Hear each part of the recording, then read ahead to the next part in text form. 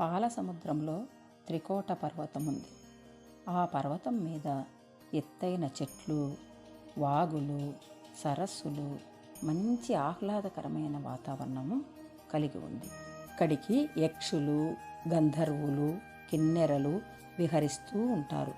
అక్కడ ఉన్న అడవిలో మదపు టేనుగులు, ఖడ్గమృగాలు, ఎలుగుబంట్లు మొదలగు క్రూర మృగాలు కూడా ఉంటాయి. ఒకరోజు ఏనుగులు గుంపులు గుంపులుగా విహారానికి బయలుదేరాయి. అవన్నీ తిరిగి అలసిపోయి దాహం తీర్చుకోవడానికి ఒక సరోవరం దగ్గరకు పోయి దాహాన్ని తీర్చుకున్నాయి.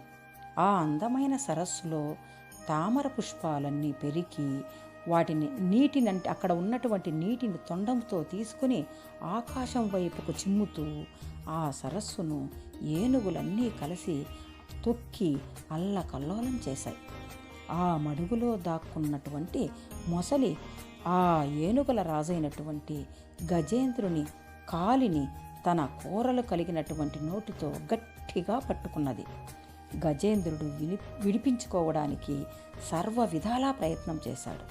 కానీ మొసలి విడవలేదు. అలా పోరాడి గజేంద్రుడు అలసిపోయి చివరకు బాధతో ఆర్తనాదాలు చేస్తూ, భగవంతుడా, నన్ను రక్షించు, నన్ను కాపాడు అని వేడుకున్నాడు.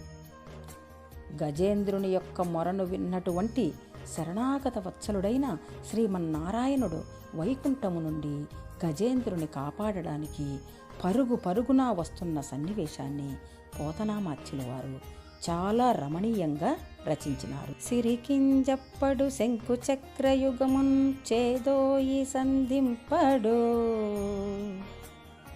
ఏ పరివారంబును చీరడు, అభ్రకపతిన్ మన్నింపడు, ఆ కర్ణికాంతర దమ్మిల్లము చెక్కనొత్తడు, వివాద ప్రోత్తిత శ్రీ కుచోపరి చేలాంచలమైన వీడడు, గజ ప్రాణావనోత్సాహియై.